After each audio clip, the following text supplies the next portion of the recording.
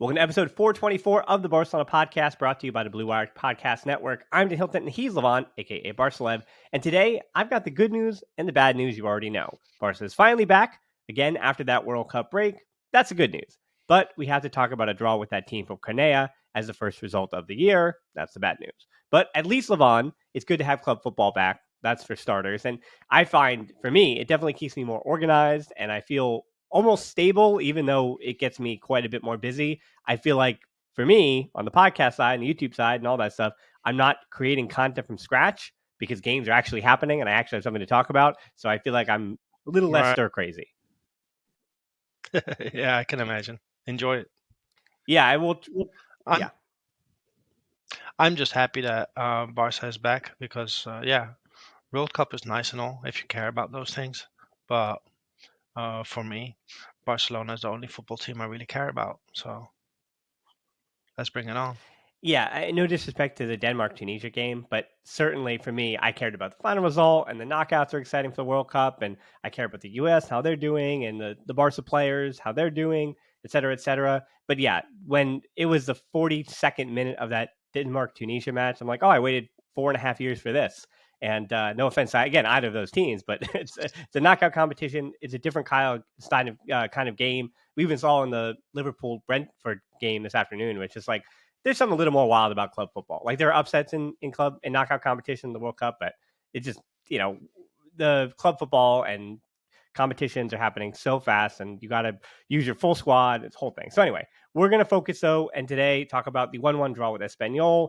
And I thought, Levon, that we'd have, I'd say a little fun, but we're going to play a little bit of a game called How Concerned Are You? I haven't come up with the jingle yet for it, but something like, how concerned are you? It would be our audience saying that. So we'll go through the things I saw Kool-Aids were angry about, which is most things, but the things that in particular everyone was complaining about after yesterday's match, and we'll discuss how concerning those topics are to us. Sound good? Are you ready to play the game? Yeah, you should have searched how concerned are you soundbite to play every time you ask this question. Yeah, it doesn't sound like it would. Yeah, man, let's go. It doesn't sound like it would catch on, though. It's not like a lingo or a press your luck or something like that. No, it's just okay. So, how concerned are you about the state of refereeing in the Liga? And obviously, we're putting the crown on the head of Mateu Lahoz for this one. I don't need to tell you. It's 12 total yellow cards. So, go ahead, Levon, take it away. Mateu Lahoz was actually turning into a good referee the last couple of years because he had a very bad rep, deservedly so, that haunted him so much that people ignored that he was actually quite solid for a prolonged period of time.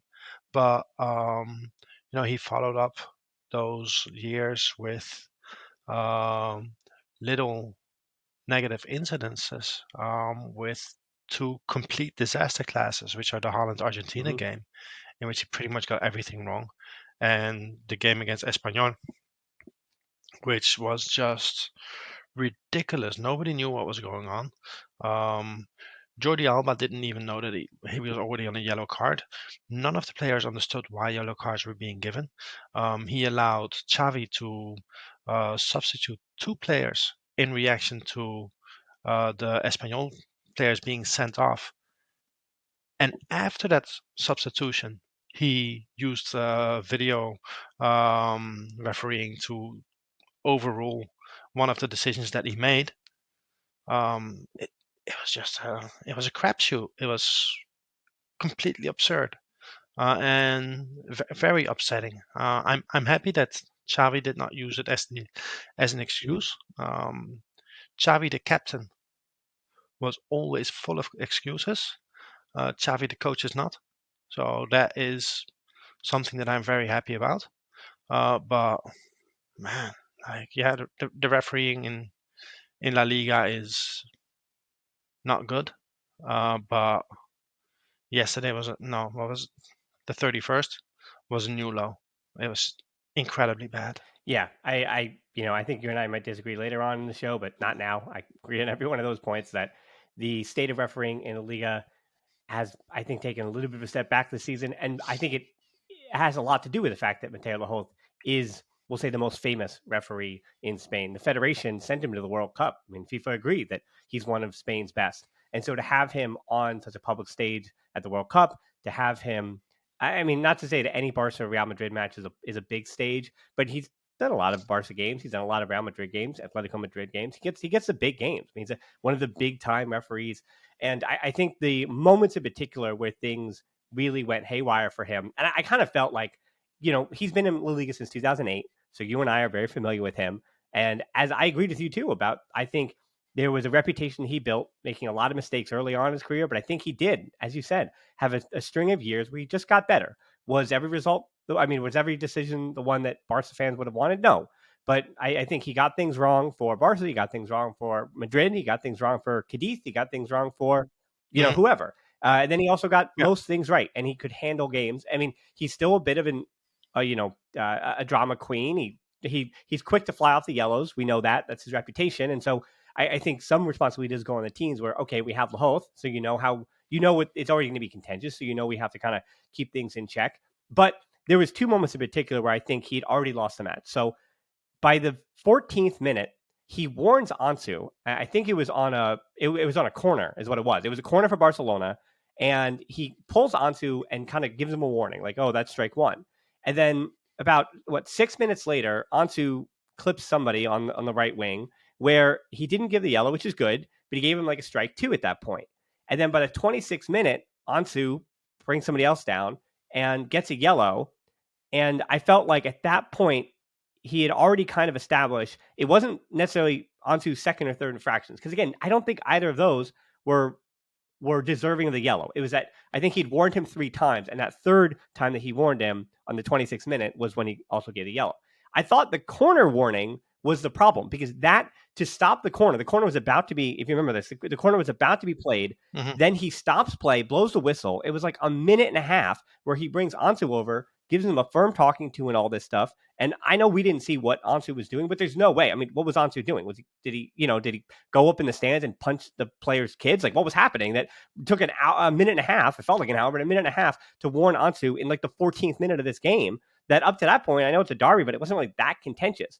But once that happened, now you got yeah, 4 yellows by the 32nd minute, and then of course it all pops off. Like even the red, of course, but all those yellows in the second half pop off when he gives that soft yellow for Pedri after Pedri was the one who'd been fouled. And Pedri was like, why is there not any retribution? Why is there not a card? So Pedri gets a yellow for, I believe it was dissent. It might have been simulation even. And because like the Ferran Torres yellow for simulation was like totally fair. Like that one was fair. no, no, no, none of them were simulations, because he actually writes a match report after that. Then what was the Ferran Torres one? Do And you remember? no, no, no, yeah, talking back to the Dissent. referee. Okay. Well, then they're all dissent. Yeah. Yeah, the dissent. But the moment that you have a referee who gives out 14 yellow cards, and what, maybe 10 of them are for dissent, then you know it's just absurd. I mean, even the red card It decision that it was rescinded. it I think Cabrera. I mean, I think that was a red. I think it was a deserved red. Like, I think it's a red because he already gave like the red. Like, once you've given that red, I don't see how that is clear and obvious where it gets overturned. Does that make sense? Like, if he yeah, hadn't given it, no, like, I could see how he said, "Okay, I'm not going to give the red after this." But because he'd already given the red, I don't see how that's rescinded. me neither, because in the slow motion you saw that there was clear contact. Like the guy barges into him with his knee. At that point, whether it's intentional or not, you can rule it either way, which means that there's no way that VAR should be able to overrule it, because VAR should only overrule it if something is clearly a mistake. Do I think the red should have been given to begin with? No, it could have not been given. But once given, I don't see how they use VAR to overrule it. Even less so, like I said earlier, when you allow one of the coaches to make 2 substitutions between you awarding that red card and you reviewing it. I mean, that's just ridiculous. It's absurd. Yep. Yeah. It's absurd. And I also don't understand why the guy never left the pitch. It seemed that at that specific moment he was done giving yellow cards to people for dissent, but he let the whole of the Espanyol team walk over him, and before he went too far, and he did not give anybody any cards for dissent at that moment, which was a little bit weird, because what it seems is that what happened, because in the match report where he carded people for dissent, he very clearly writes like, okay, dissent without any threats or insults made. So at that point, that kind of gives the impression of you cannot say anything to the referee, which is also weird. Because the moment that that becomes a law, it should be the same for everybody, and half the Espanyol team should have been given a yellow card when they were all protesting the red to But yeah, I Cabreras. think reputation matters too, So because like Jordi Alba, those two yellows, I'm going to keep sprinkling the little Amazon documentary stuff that we're kind of learning. I'm not really learning this about Jordi Alba, but I feel like in every interview Jordi Alba's in, I could see how if he says something in a negative way or disagreed with you, it sounds like he's being an absolute, just a nasty guy, right? Like DICK. exactly. It sounds like he's just being a jerk every time he speaks in a way that is not like complimentary, uplifting. And I think that is just it's what we're learning about like not say what I'm learning, but it's just like I'm like, wow, this is like not a great edit for Jordi Alba. But again, like it's not, because if you hear what he's saying, he's not like anything like that anybody else isn't saying in the documentary out of the ordinary. It's like he just has this presentation that is just like uncomfortable. It's like sandpaper, and I could see how Lahoz hears Jordi Alba and go, because again, when he got that second yellow, it was just a crowd of people of Barcelona players. So how is it that he picked out what Jordi Alba said? I mean, even the time it took Alba to get over there, I was like, Alba must have said something completely inflammatory beyond what every one of his teammates was saying. But no, it's just that he heard the little chirp chirp of the squirrel, and then not the second yellow comes for Alba, because Alba is the one who has that look on his face like he deserves it more than everyone else. The other thing is that neither Alba nor Laos knew that it was his second card. Which is what Sergio Roberto said that after the match. That Laos didn't know that he was giving him the second yellow. Like he had already lost the plot himself. And I actually watched those 10 minutes in the run up to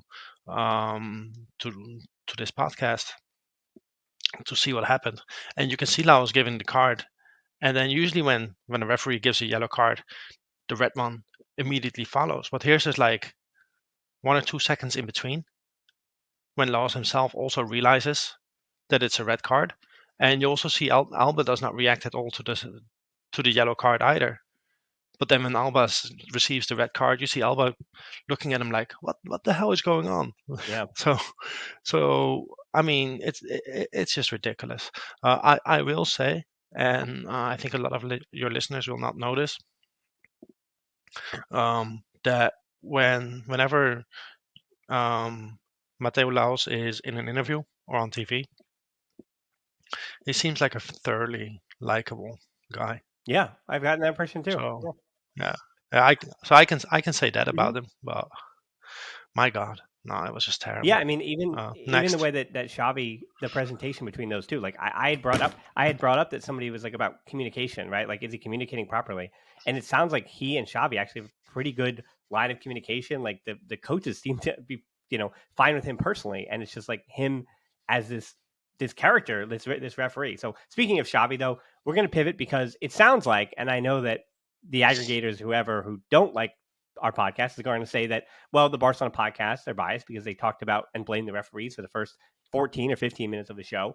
But I do want to now kind of put the not the ire, but kind of turn our attention to the fact that Barcelona very well should have won that game in the first 30 minutes of the competition for a number of reasons. They were outplaying Espanyol, and they should have been up 2-0 instead of having it be 1-1. So my next thing, and people, I feel like this is the easier one for us to kind of refute, and I know you and I are going to agree again, but how concerned are you, I have to remember we are playing a game here, how concerned are you about Xavi's tactics?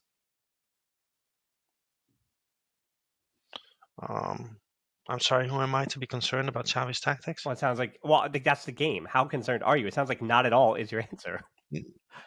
No, I mean, like, literally, like, who am I to be concerned about Xavi's tactics? I think it was fine. I think the team, and I rewatched most of the match. I thought we played well the first 30 minutes. I thought we created. We could have scored a lot more. Gavi had a good chance after a couple of minutes. From that chance came the corner that Alonso scored from. Um, Alonso had an excellent opportunity to score the second, actually. Rafinha got a good look. There were various moments in the first half where our forwards were being played into positions where there was some space for them to do damage. Um, I think the problem was that we dropped the intensity and we did not regain that intensity until the last 10-15 minutes. Yeah, I mean, I also think that Espanyol's goal was an absolute fluke. Like that penalty was just, yeah, sure, you can call it a penalty. There's definitely contact, um, but it was super incidental in a situation that did not really pose any danger. So, like, and that's the only time Espanyol came even close to our box. So, are we gonna blame Xavi's tactics for this? No. We also had good chances to close out the match with Lewandowski, who had a one-on-one, with Pedri, who had a shot, with the Christensen header that was saved very well, with Dembele, who had two shots. So no, I don't think that Xavi's tactics this match was a problem. It's just one of those matches. We're also first in the league. Shall we also blame Xavi's tactics for that? right, exactly. Well, yeah, we're going to get that in a second. So I think to agree with you once again that as far as how Barcelona could have scored in this game, the numbers back up again my eye test, and the eye test says that Xavi's making the right decisions and doing the right things with the personnel. That at some point you don't convert when you could convert, and so courtesy friend of the pod, Barca 19 stats on Twitter. Barca's XG for the draw against Rayo at the start of the season, which I want to remind people is the only other time that Barcelona have dropped points, not lost. They have not lost yet in the Liga this season at home, but the only other time they've dropped points at home was Rayo at the start of the season, and they won the XG battle in that game, expected goals 1.9 to 0.5, or a 1.4 positive advantage there. And against Espanyol, it was 2.3 for Barca, 0.9 for Espanyol. Once again, a plus 1.4. So basically, Barcelona. Right, and that 0.9 was the fluke Exactly. penalty. So basically, Barcelona has been at around a 1.5 expected goals higher in every single home match. Minimum. That was the minimum number. And it's been higher than 1.5 in obviously all the other matches, which were all victories.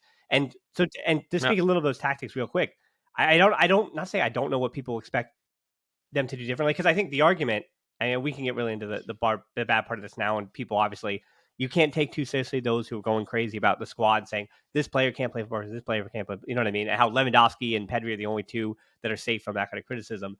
And so for Xavi's tactics against Espanyol, I think once again, he got it right. For Diego Martinez, usually, and you've known this for the last decade, Espanyol generally in this Catalan derby plays at 5 at the back. They only played with 4 at the back because, in contrast to the usual 5 at the back, they've actually had, not say success, but they're not in the relegation zone, even though they're flirting with it. But they've been playing this season under Diego Martinez with a 4 at the back. And Martinez was not willing to change that for Barcelona, knowing that Barcelona wanted to use the wings.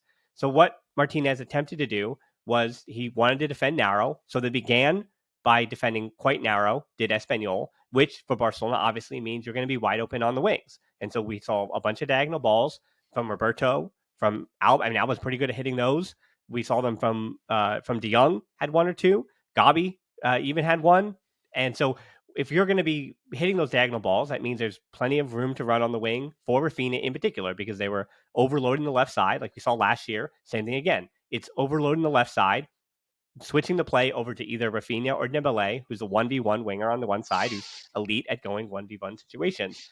But then Espanyol, obviously, as any smart team should do, or what manager is going to do, he adjusted. So then they widened everything a little bit. But that made it harder for Espanyol, which is why their XG was less than 1, is because once they widen play to deal with those diagonal balls, then it made it harder for them to play themselves out of pressure, because we know what is Barcelona's greatest weakness. It's what Inter showed us. It's playing to the wings. It's having a release valve open on the flanks and then counterattacking Barcelona with 2v2 situations or 3v3 situations starting on the flanks. That's how you get out of trouble. That's how you get out of pressure. But once you widen your own attack, then Barcelona have players set up to once again recollect the ball. And Barcelona, again, for the first 30 minutes, were really good with their pressure and kept turning Espanyol over. So even though Espanyol even tried to adjust Barcelona and Xavi's tactics, we're ready for both situations. And as you said, if they converted, and that's what it comes down to, right? You convert your chances, you win the game. You don't, then you don't. If you Yeah. have something, I want to. There's a part 2 of this too, because then people said, well, converting chances and all that stuff, and especially in the last 10 minutes, and you brought up on Twitter. I probably know what you're going to respond with this, but how concerned are you about Xavi's ability to motivate his team over the line? And obviously, that comes with the constant, exhausting narrative that we watch Valladolid against Madrid. Somehow Madrid find a way. They seem to always find a way, and Barca don't.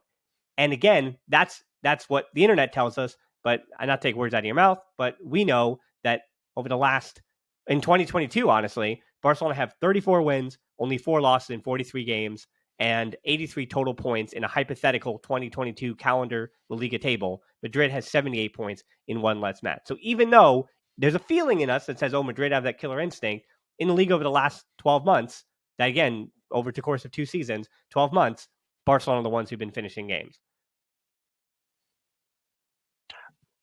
I mean, what do people want Xavi to motivate Ter Stegen to stop that penalty? Because that's literally how Madrid beat Valladolid, by Mm-hmm. Courtois making like monster saves for them. And Ter Stegen is not really that kind of goalkeeper. He'll pull out a good save every now and then. He'll have an amazing game every now and then. He plays the ball well out of the back pretty much always. But well, it's very difficult. We're not in the dressing room. We're not on the training pitch. We don't have that information to know how motivated players are or not. Do I think that they looked flat? Yes, I think that for the last 15 minutes, they looked kind of flat. I also think that for the first for a good time in the second half, they looked flat. At the same time, when you look at the numbers, Barcelona is the team that recovers most balls in the opponent's half, which does not point towards players not willing to work hard. Yep. Because we recover more balls in the opponent's half than any other team in the league. I think that some players have confidence issues. Ansu is not firing on all cylinders. This has been going on for a while now. Also, Rafinha is not doing what people expected that he would be doing based on all the YouTube videos that all of us have been watching from Rafinha. Okay, because let's be honest, none of us, or very few of us, watched 90 minutes of Leeds matches on the regular.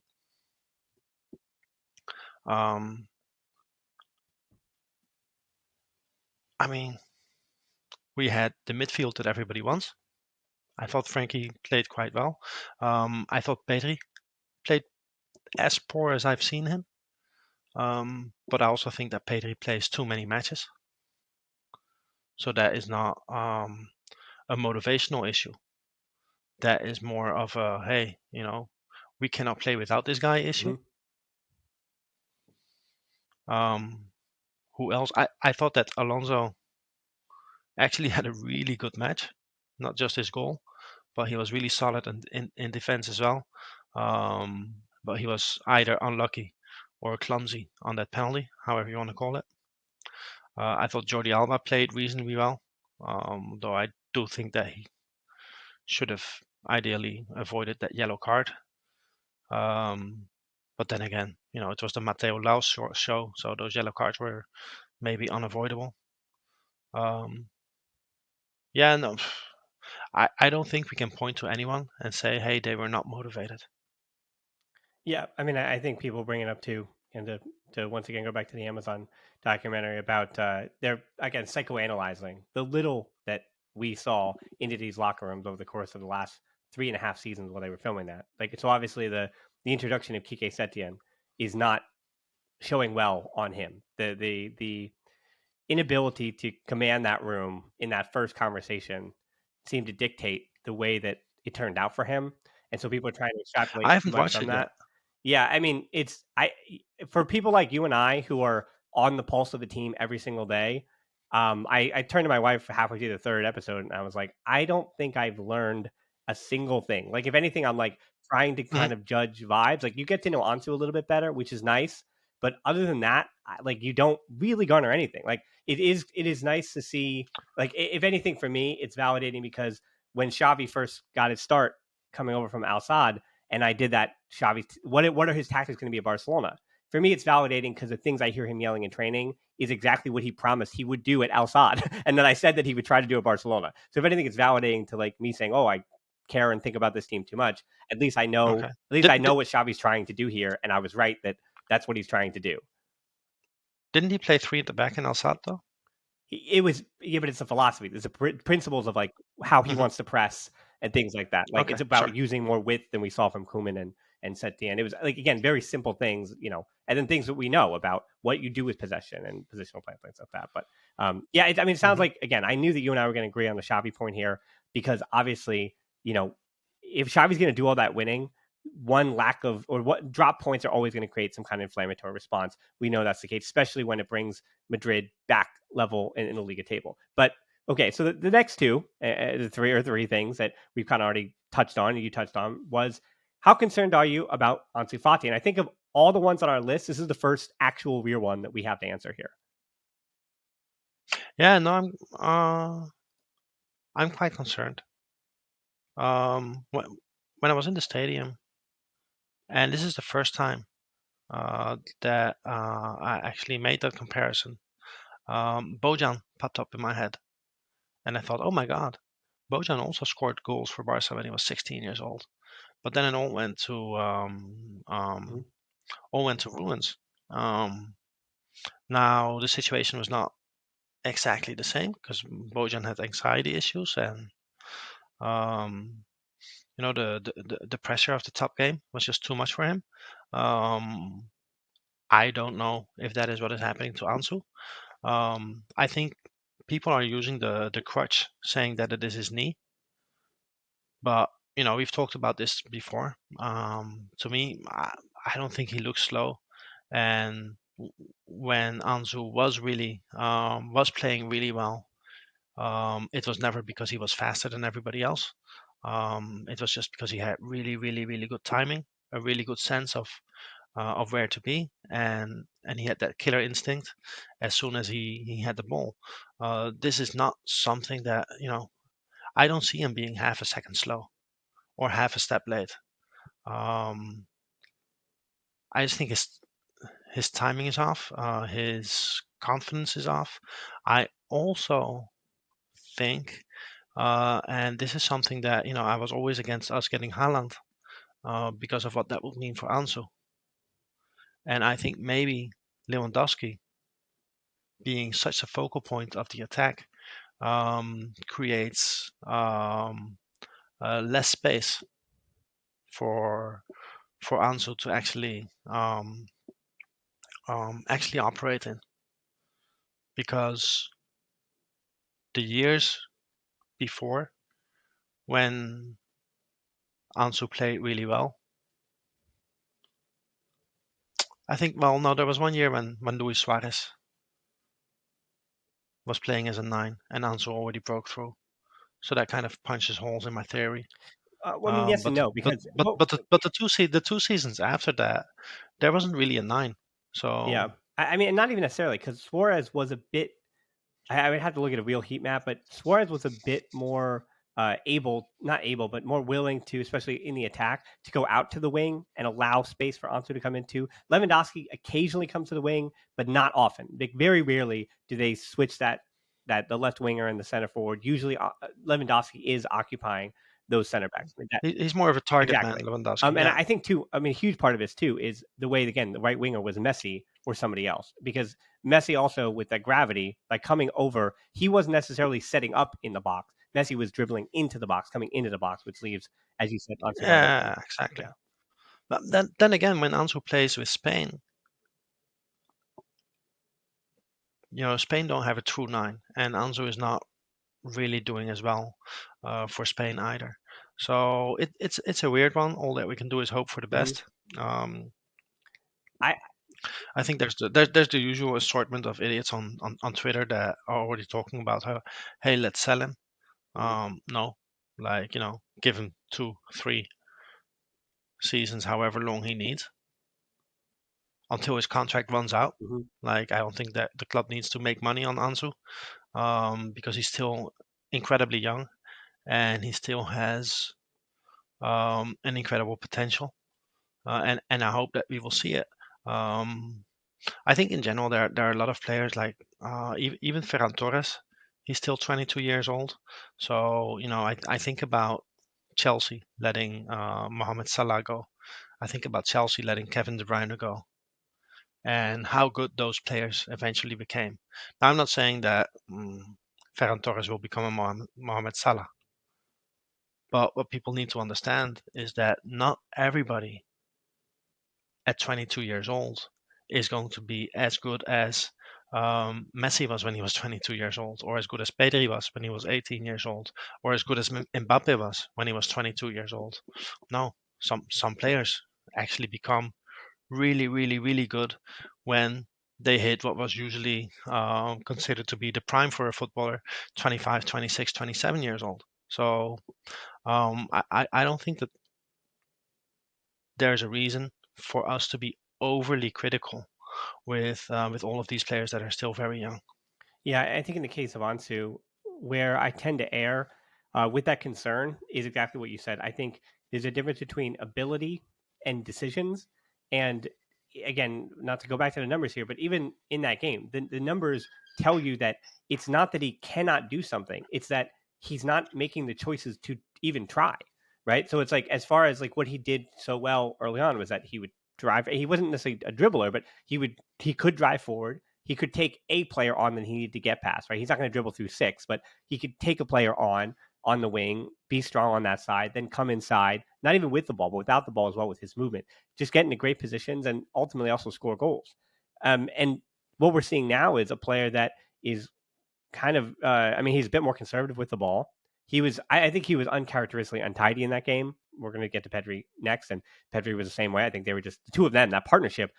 I would agree with you. I want to remind people first that they've still only played less than 30 games total together, Pedri and Ansu, which is absurd. But yeah, because of their injuries throughout their early young careers, they were both just untidy in a way that I don't think I've ever seen together.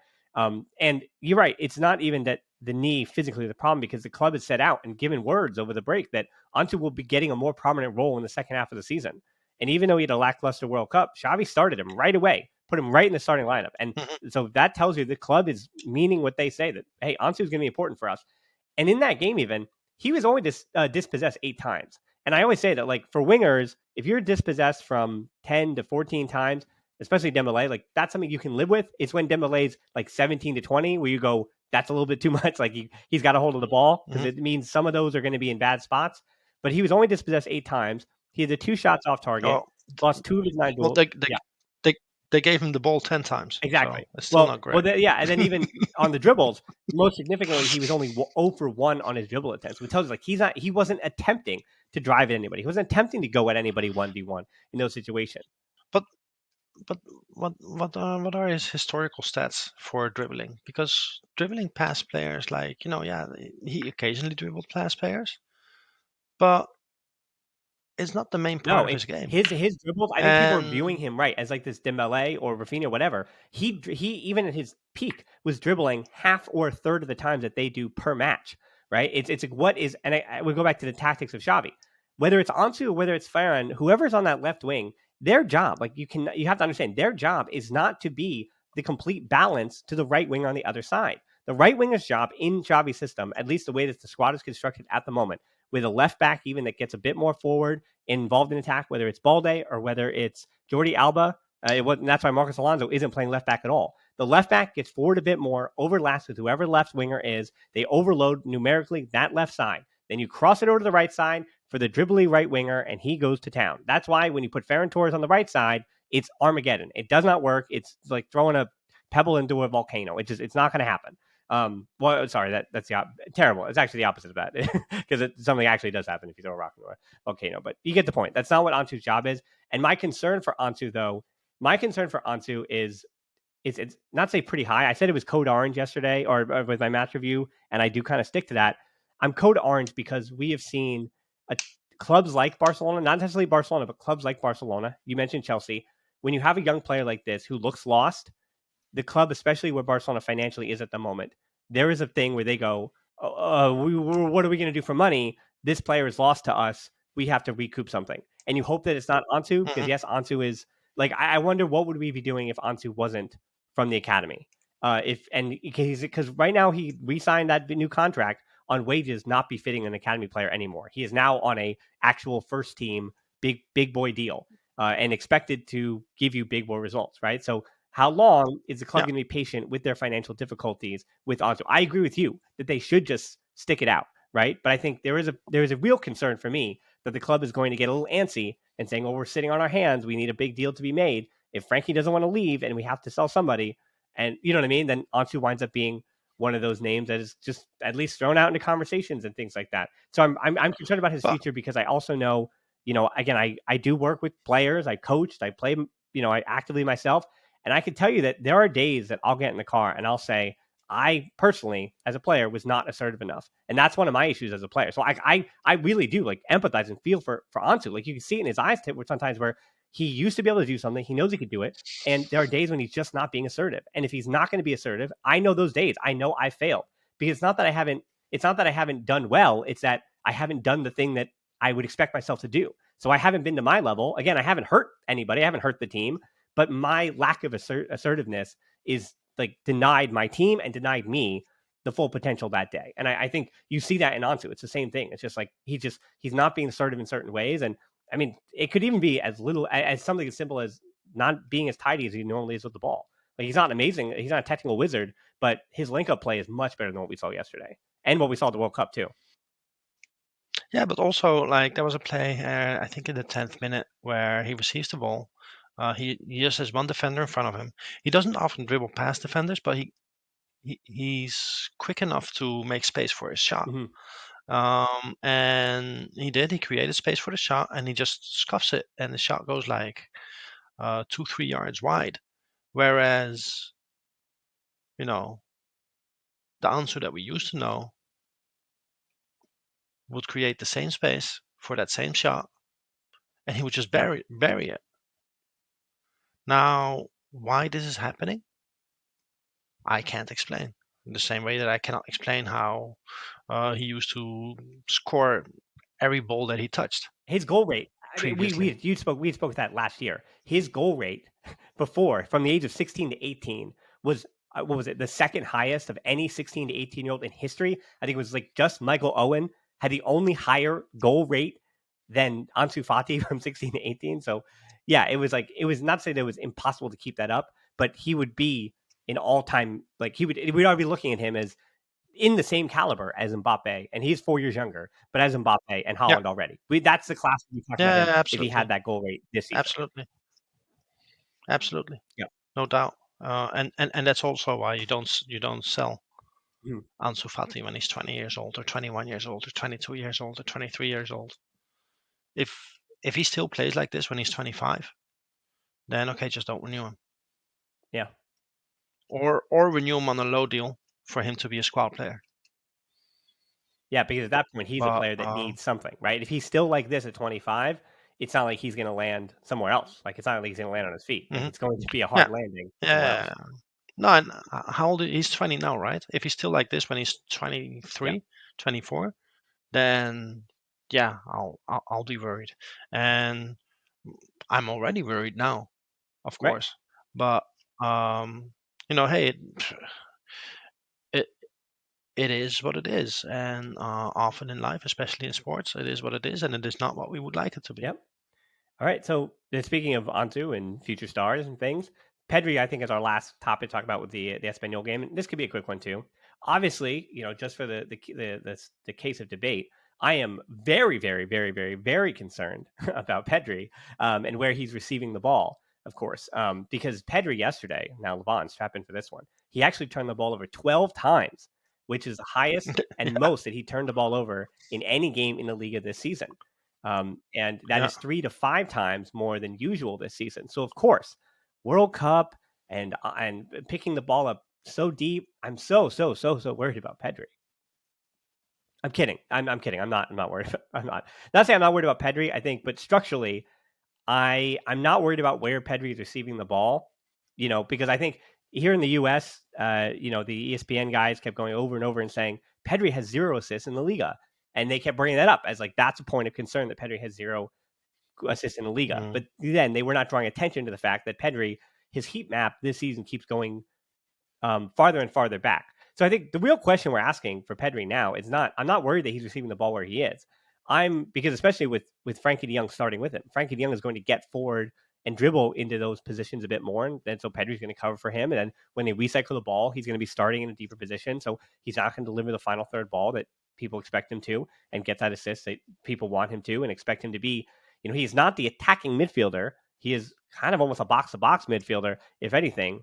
But I think if you have Pedri receiving the ball a little deeper because you're finding a succession plan and figuring out how to fit Gabby and Pedri and De Jong on the field together, I'm going to live with that. Like I'm not that concerned about where he's picking the ball up because of the changes that are needing to be made when you really are actually moving on from this one guy who's sitting in the same spot as a pivot all the time, and that's Busquets.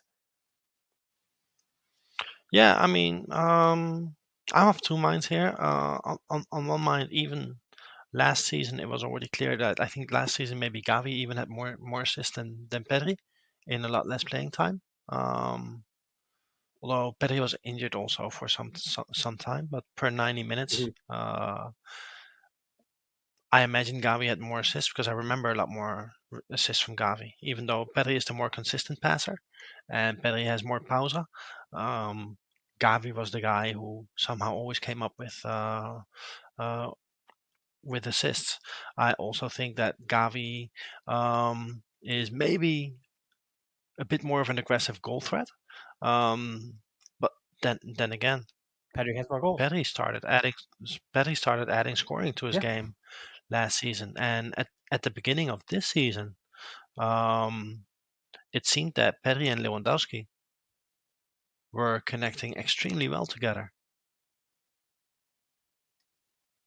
So maybe it's more that you don't want Gavi in the center of the pitch, and that's why Pedri is playing in the center of the pitch. I'm saying this trying to think of games in which Gavi really played that center of the pitch role.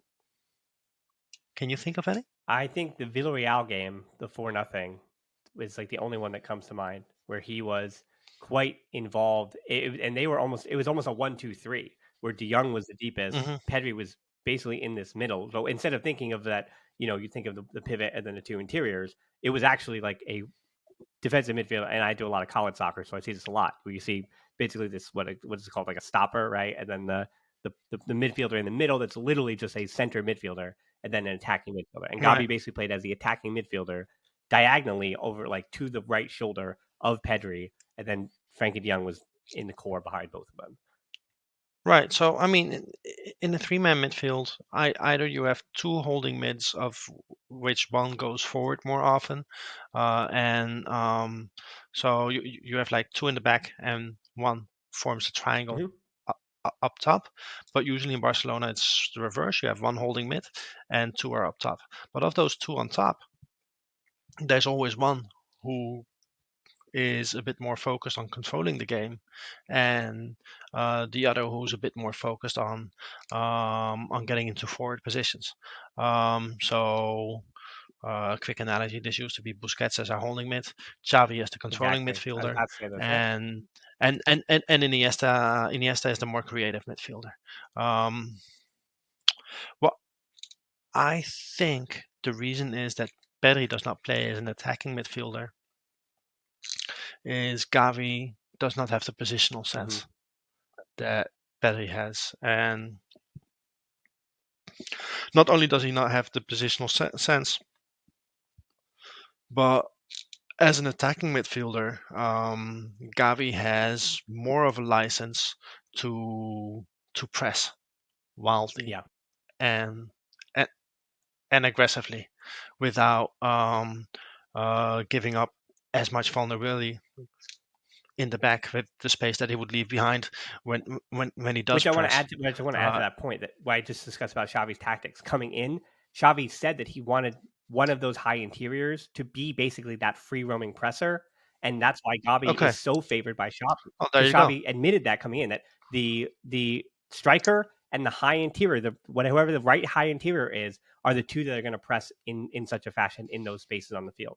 So again, coming in, Xavi said that Hmm. was what he was going to do, and I think Okay, I did not know that he said that, but yeah, and I think that's what I say. to the Yeah. Pedri point too, I was going to bring that up about Xavi. That's like we have to like rejig our brains to say Pedri. We always thought, oh, that's Iniesta 2.0. He's coming. He's coming. He's coming. And you're right. The position, the role he plays in this coveted Barcelona midfield three is the Xavi role at this point, at this Hmm. juncture, and that's what's needed of him. And that's again why I praise Pedri so much because Pedri can make us believe that he was the second coming of Iniesta, and he can make us believe he's the second coming of Xavi, depending on where Xavi needs to use him. Now he again, but he's Yeah, not and I also remember that Koeman played him as a pivot once, and he did well. exactly. Yeah. Yeah. I mean, and so is he excelling in any of those spots? So no, he's like not becoming Xavi or Nestor because whatever. But at this point, the team is still, as you notice, like Frank Kessier is just sitting there on the sideline watching. Like this Barcelona midfield even is still quote unquote incomplete. Like you still have Busquets in it until, in theory, that chapter is closed. Like until he moves on and the midfield has five different players who look a bit different, who all have roles, who all have positions in the team. Then I don't think with comments we can fully say where where Pedri can be, other than the fact that Xavi needs Pedri on the field. Like that's what we know, doing whatever he needs to do. Hmm. So, all right, last thing. Speaking of the Barcelona midfield, hopefully in the future, but this is some bad news. How concerned are we about Nico Gonzalez, who had surgery and a 3-month layoff now at Valencia after a foot injury? Came in was starting against Villarreal a few days ago as the pivot instead of Hugo Guillamon, who started on the bench. And I had said in that loan watch, I kind of feel like I jinxed Nico even. I said it wasn't going great, but it also wasn't going terribly. Like there was five midfielders, three of which were owned by Valencia, two are on loan in that Valencia midfield, all of which are 22 years or younger. So Gattuso is kind of just trying to use these inexperienced players and trying to figure out what combinations he has that work best. And for Nico, if Guillamon played, he played as a pivot, and Nico had to play as an interior. And if Guillamon wasn't playing on the bench, then Nico would start as a pivot. So he was basically a backup interior and he was the backup pivot. That's basically what he was in that 5-man midfield. He was a backup on both spots, and it wasn't necessarily a great loan so far, but he had a role. He just like Abde, he had a role. He was getting minutes, getting some time. I don't think he was really like progressing as a player. He wasn't becoming who Kool-Aid's obviously are going to push him and pressure him to expect him to be, but at least it was something that was maybe a foot in the right direction. Again, sadly, no pun intended, but now this foot injury is going to keep him out for 3 months, which again, for Nico, he's 21. He's gonna be 22. I mean, at what point do we get concerned about Nico? I think I'm about one more year away from saying. I mean, because at this point he's gone from maybe he's a part of that. Unfortunately for him, he came up with Gabi. So I think the expectations, like, oh, these new bloods coming in, and he played a lot under Koeman, but Nico is now looking more like the level of a bench player at Barca potentially, and that's if things go right for him. Like, what's going to happen with I Nico? mean, um, we could really use Nico on the bench. Mm-hmm. I think one of the things that people don't realize is that we don't have a lot of midfielders. We have Frankie, Gavi, and Pedri, who I believe should be our starting three. We have Busquets, who is still a lot better than people give him credit for. We have Kessie, who can hardly play, who can hardly receive a football. Yeah, which is insane after watching him at AC Um, Milan. But yep, and then you have Pablo Torre. which, and then we have Pablo Torre, who received like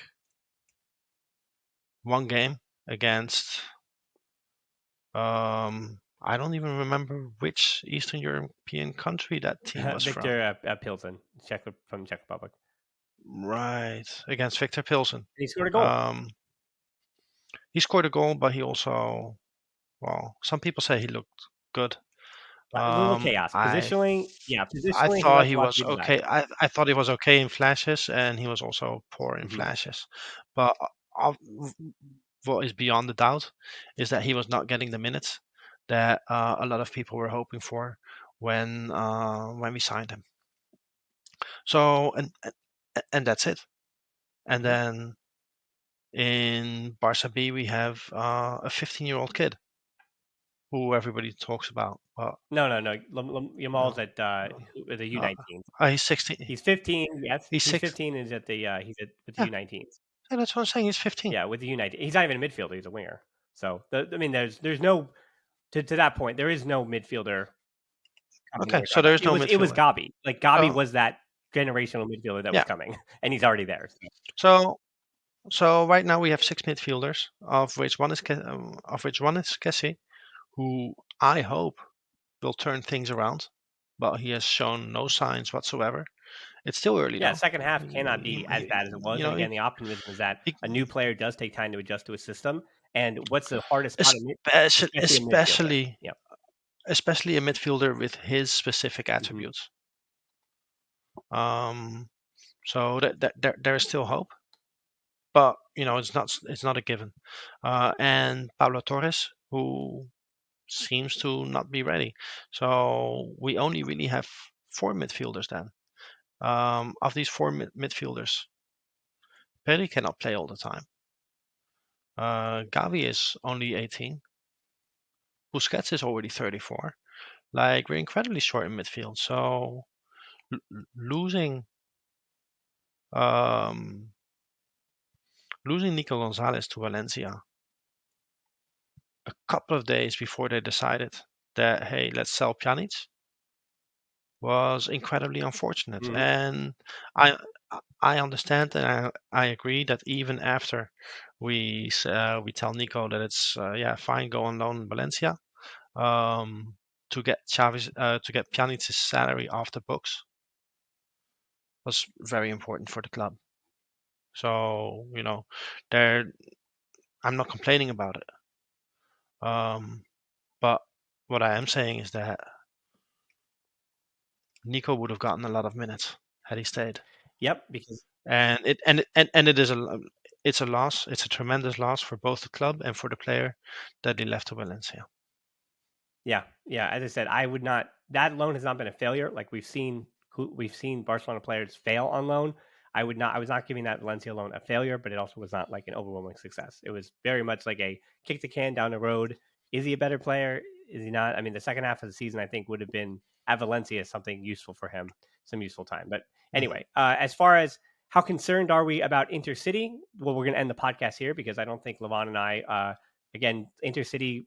No disrespect, Levon to Intercity, but this podcast has existed 2 months longer than Intercity has existed. So I'm not that afraid of a club that I know has existed longer than this mess of a podcast has existed. But Inner city sounds like the name that you would give a high speed train. which in the Like, U.S. I would love to hear, but you don't want to hear me talk about infrastructure and trains in the U.S. not happening. But anyways, okay, so that'll wrap it up. I think that means it's the end. So, yeah, one more point by Levon. how concerned are you about Espanyol denouncing us for um, um, incorrectly lining up against them 2 days ago? Zero, because they agreed to the court decision that, like, if the court, if it sounded like the court was willing to suspend Lewandowski's. I mean, he still can be banned for 3 matches, but it sounded like they did. You don't play the match if you agree to the court. Like, they should have processed it from the start. Like, by actually playing the match, then it's basically an admittance, like, that we agree that he could have played. Like, what would they? I mean, that's what I mean. I mean, No, why would they just protest no, from the that's beginning? not. No, no, no, that's not true. Cadiz played against Madrid in that Copa game where they lined up. What was his name? The Russian guy. Yeah. 3 seasons ago. That was like 5 seasons ago, even. That was a long time ago. Five seasons ago, Yeah. but then they turned it into a 3-0 loss. Really? I think the whole thing is ridiculous. I think, first of all, I think the 3 match ban was Mhm. ridiculous. But then I also think it is ridiculous that Barcelona recurs to a regular court. Like, I don't think that a non-sports body should have any decision Yeah. power over over a sports ban. That's absurd to me. Like, you're gonna end up with a judge who doesn't even like football, who could care less about football, who never watches football, who has no idea of football culture, to decide on things that happen on a football pitch. That's ridiculous. Then that means that the next time that somebody gets elbowed in the face, I'm going to take it to a regular court and request that that guy be arrested for assault. Mhm. Yeah. It's absurd. You don't take this to a regular court. But I also think that once this decision was made by the court and the stay was accepted by the football authorities, that it's ridiculous for Espanyol to denounce us. Yeah. I mean, It's just a shit yeah, I mean show. that's the Espanyol Barcelona rivalry there for you. That it happens more off the field than on it now. That's just bureaucracy of middle of a league at the moment. So yeah, unfortunately, yeah. Well, you can get frustrated about Barcelona, but again, they still lead the top of the Liga table, and the Liga may not be as strong, or the refereeing and all. It's not just Barcelona's having trouble in Spain. It's a lot of different teams. But anyway, so that'll wrap up edition of the show. Again, we've got another one coming in on Thursday because of the Copa del Rey match, where I'm hoping on Thursday I'll be singing the praises of Barca Athletic players who likely are going to get a chance. And I don't want to see Pedri on the field against Intercity and anything like that. I think the Barca Athletic players can handle that. But again, that'll wrap up another edition of the show. Follow him on Twitter. Follow us on Twitter and Instagram, Close Facebook Group, Patreon, YouTube. We also have a TikTok. That's a big 2023 where I not say I pushed against it, but I got enough comments and enough people of a younger generation than me said, "Hey, you really need to be in this space." So we're now on TikTok with some of these videos. So in case you missed something or missed a highlight, you can check us out on TikTok over there, the Barcelona Pod as well. So thanks so much for listening to the show, though. Until next time, we'll talk to you soon. The Forza Barca. All right, Forza Barca, guys. Take care.